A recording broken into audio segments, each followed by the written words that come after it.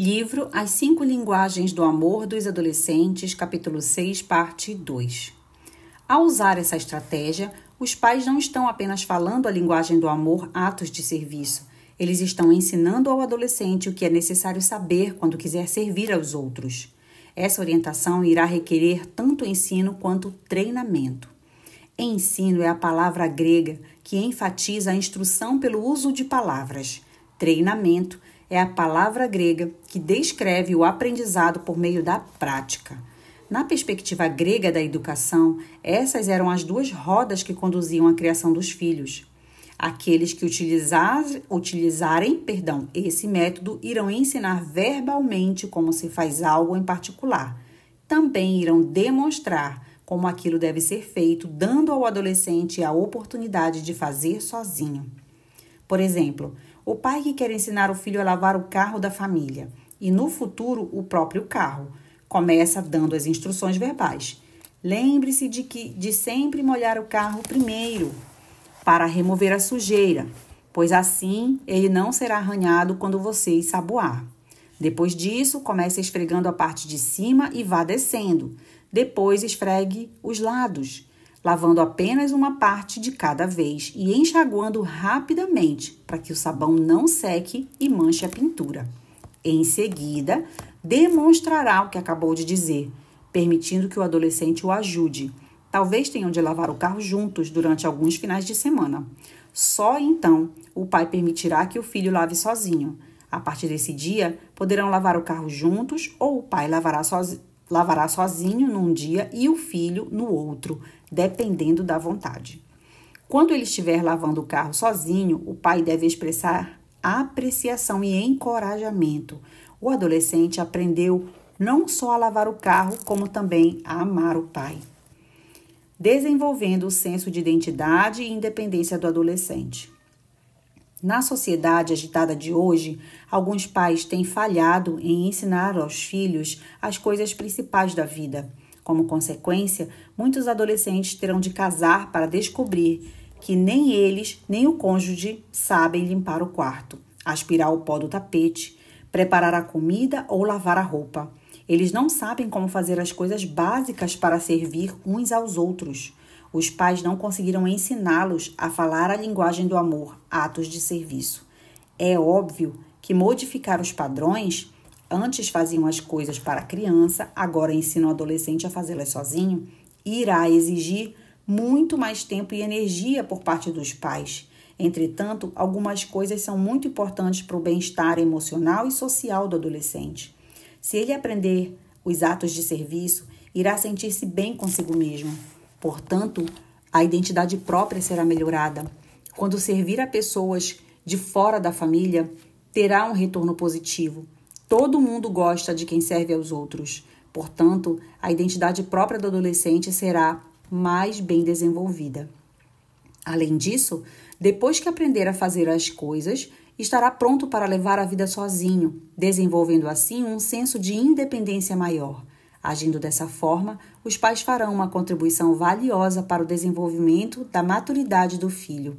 Mas aqueles que não procederem assim terão adolescentes entediados, com pouco senso de realização, baixa autoestima e dificuldades de relacionamento. Quero enfatizar mais uma vez o quanto é importante os pais demonstrarem amor pelos filhos, ensinando-os a servir aos outros. Quando não fazem isso, os adolescentes sentem-se prejudicados. O amor nutre os filhos quando são pequenos, mas os ensina a se alimentar sozinhos quando jovens. Concentrando-se nos atos de serviço. 2 jogos familiares eficientes. Em meu livro, apresentei maneiras práticas de se criar atos de serviço no ambiente familiar. Sugeri 2 jogos que podem ser usados por toda a família. Creio que o adolescente irá responder positivamente a eles. Ao primeiro, denominei "Gosto muito disso". Esse jogo estimula os atos de serviço que já estão em uso no relacionamento familiar. Sentados em volta da mesa ou na sala de estar, cada membro da família completa a seguinte frase: "Um modo como servi você hoje foi".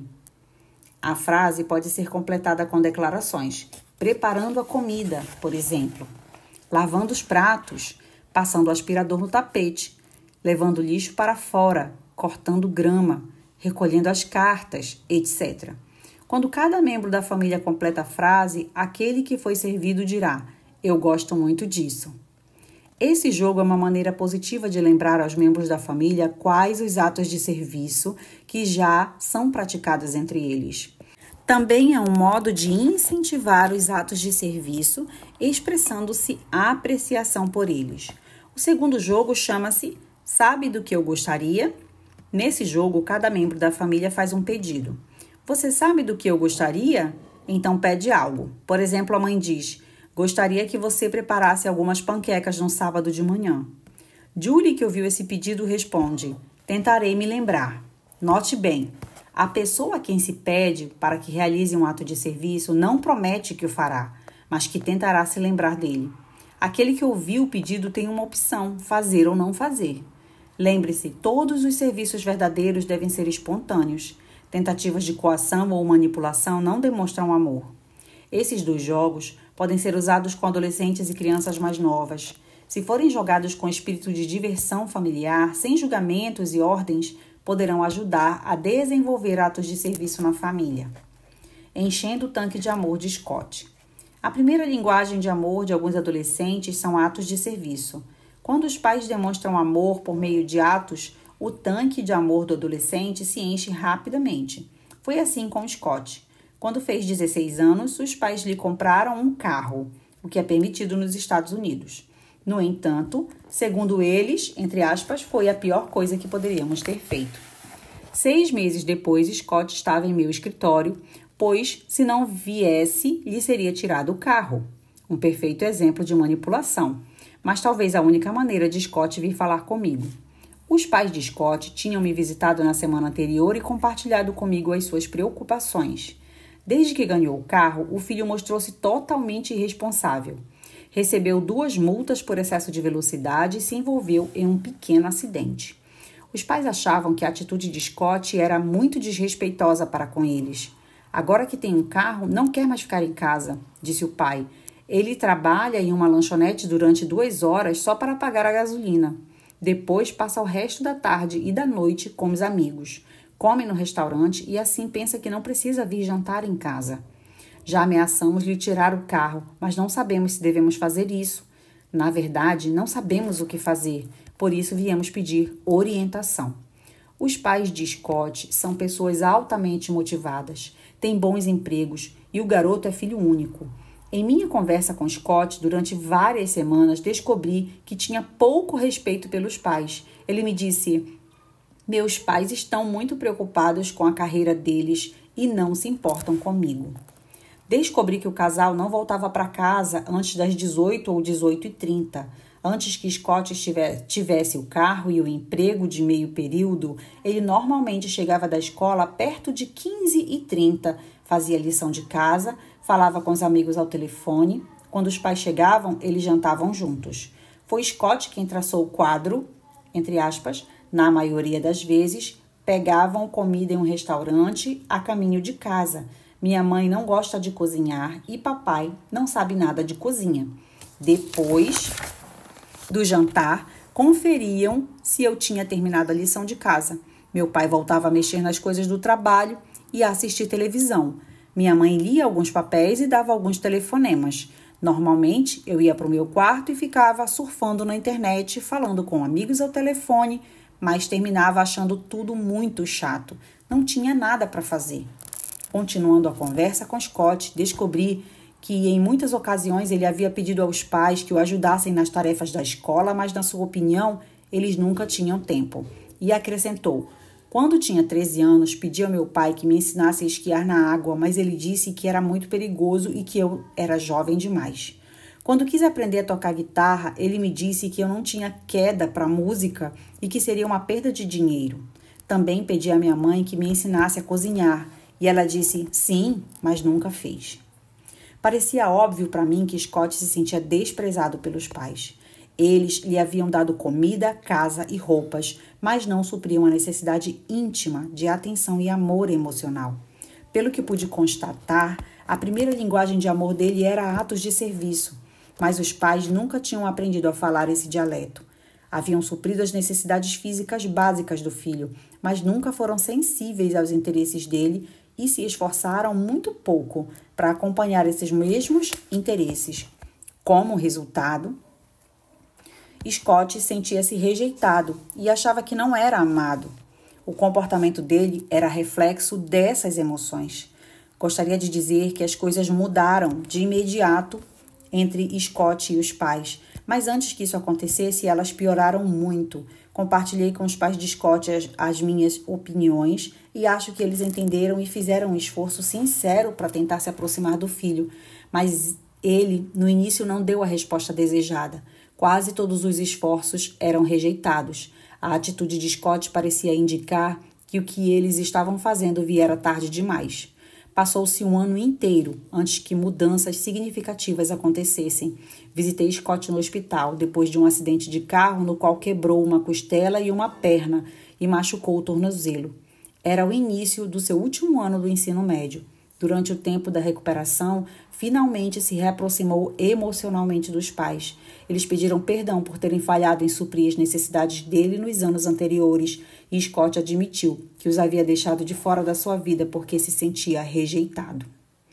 Depois dessa restauração emocional, as coisas mudaram muito. Enquanto Scott esteve engessado, os pais tiveram muitas oportunidades de expressar amor por meio de atos de serviço, mas o mais importante foi terem descoberto que o filho estava interessado naquele momento e terem tomado medidas para ajudá-lo e desenvolver o interesse. O último ano do ensino médio foi para Scott, entre aspas, o pior e o melhor ano da vida. Ele passou por grande sofrimento físico, mas também pôde se reaproximar emocionalmente dos pais. Ficou em casa durante 2 anos seguintes, frequentando uma faculdade na própria cidade. Isso deu aos pais inúmeras oportunidades para demonstrarem atos de serviço.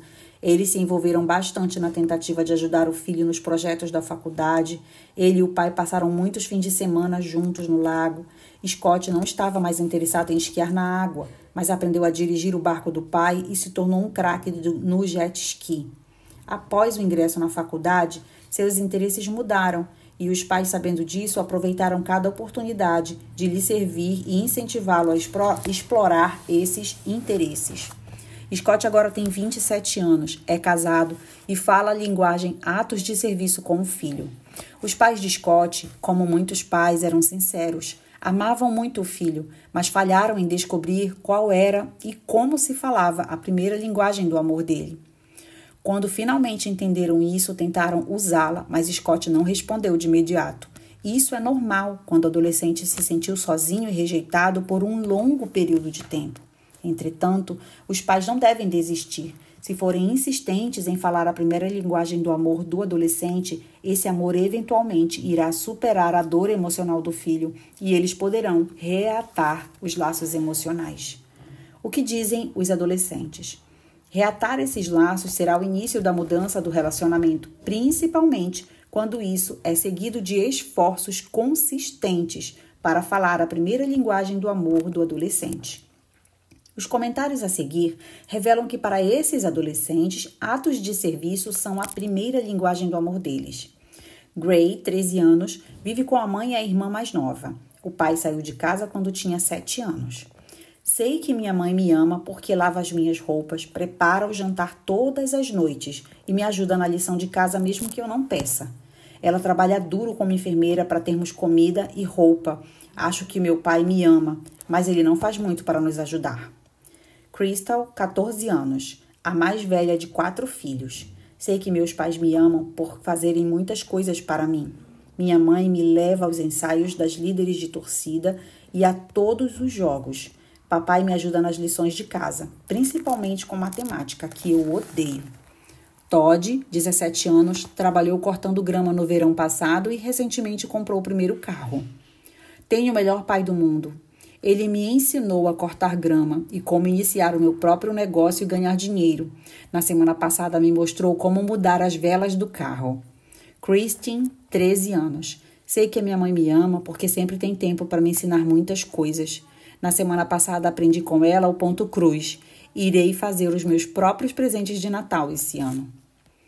Até o próximo capítulo.